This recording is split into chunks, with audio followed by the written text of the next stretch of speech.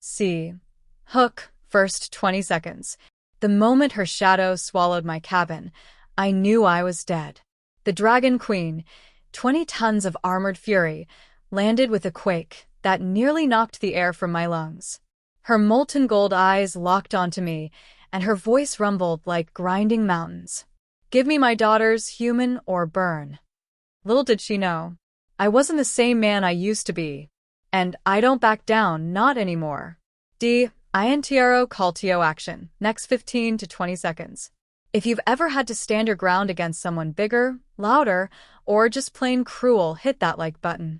And subscribe, because today's story is about how a broken veteran protected 4 lost dragon girls and served justice to a tyrant who thought she could bully anyone she wanted.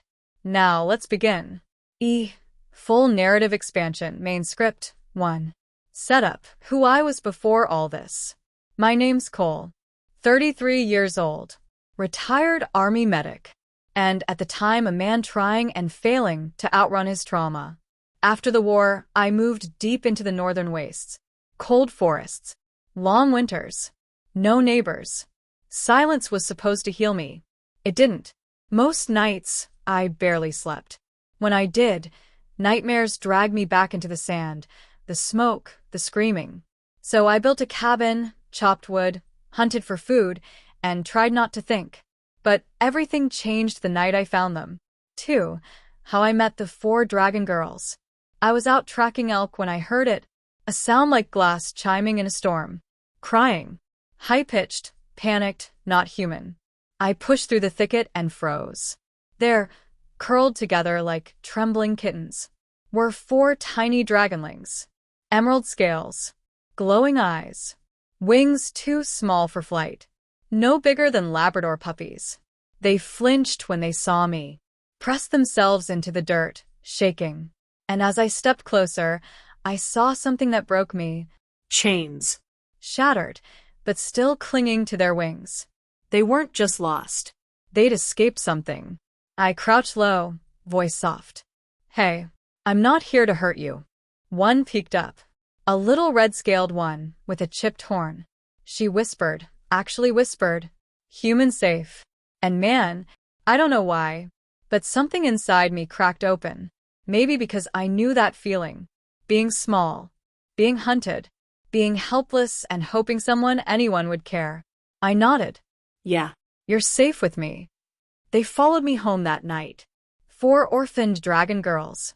Or so I thought. 3. Bonding and rising tension. For the next week, I cared for them. Fed them cooked rabbit. Let them sleep near the fireplace. Patched their injured wings.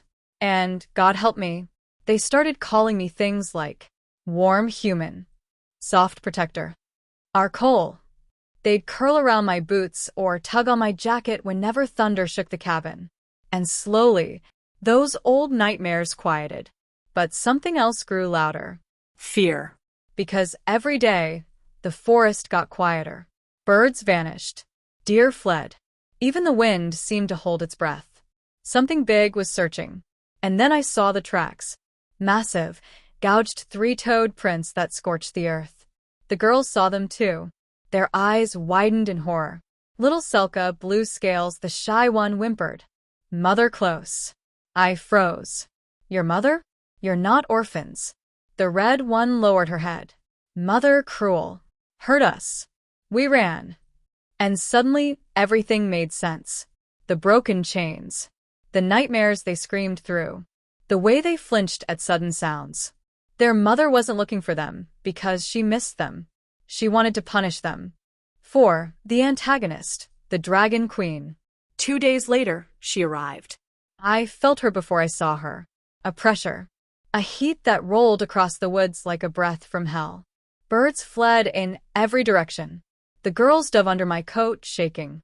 Then, boom. She slammed into the clearing, and trees bent under her wings. Her scales glowed like molten steel. Horns curled like blackened obsidian.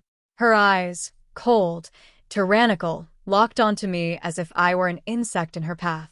Human, she growled. You have something that belongs to me. The dragon girls whimpered behind me. Every instinct screamed at me to run, to kneel, to hand them over. But I didn't move, because I'd seen tyrants before. And whether they wore a crown or scales, they all had the same look in their eyes. The look of someone who believed no one could challenge them. I swallowed. Your daughters aren't property. Her massive head snapped toward me. They are Mine. Then she bared her teeth. And you are nothing. Something hot sparked in my chest. not fear. Anger. The same anger I felt back in the war when men in power threw children into danger and called it victory. Not again. Not while I was still breathing. 5. Breaking point. That night, after the Dragon Queen left with a final warning, I sat by the fire, trembling. The girls huddled around me, terrified I'd tell them to leave. But I didn't, because the truth was, I needed them just as much as they needed me. So I whispered, voice shaking but firm. She's not taking you. Not while I'm alive. Their little eyes glowed with hope. And that was it. My breaking point. I was done being powerless. Done letting fear run my life. If the Dragon Queen wanted war, I'd give her one. 6. The plan. Revenge by strategy. I wasn't stronger than her.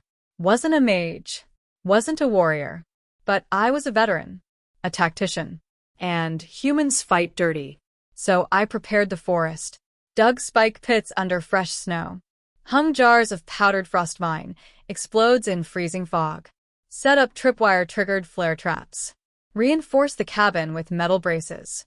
And, most importantly, I coached the dragon girls.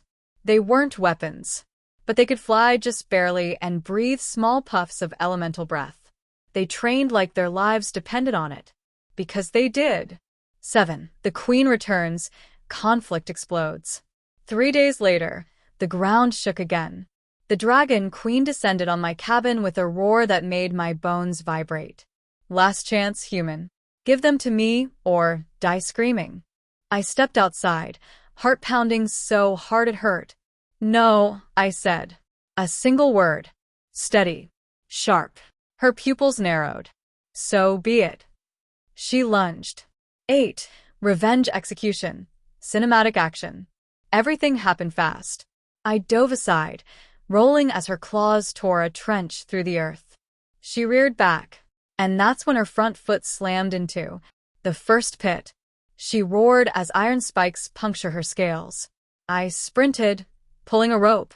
A frost vine jar dropped from a tree. Boom. A blast of freezing mist coated her wings. She shrieked, "You dare harm me?" She spewed fire, a tidal wave of flame. I threw myself behind the reinforced cabin wall. Heat seared my back. The world turned white-hot. But then, tiny roars erupted behind her. The girls. They dove in formation. 4 streaks of color against the burning sky. Little Selka blasted frost at the queen's eyes. Arka unleashed sparks across her wings. The others swooped, distracting her with sharp nips and screeches. Treacherous children, the queen bellowed. While she thrashed at them, I sprinted beneath her belly and slammed the second trap. A blast of blinding magnesium light ignited under her. She roared in agony, reeling, and for the first time, this unstoppable tyrant looked unsure, looked afraid. 9. The final moment. Humiliation of a tyrant. Smoke rose around her. Her wings trembled. Her breaths came in ragged, furious gasps. I approached slowly, heart thundering, knees shaking so hard I nearly fell. But I kept walking. She lifted her head, eyes wild with disbelief. You are just a human. I raised my voice so the girls could hear. So were the people you terrorized. So were your daughters. The queen snarled. You will regret this. No, I said quietly. You will.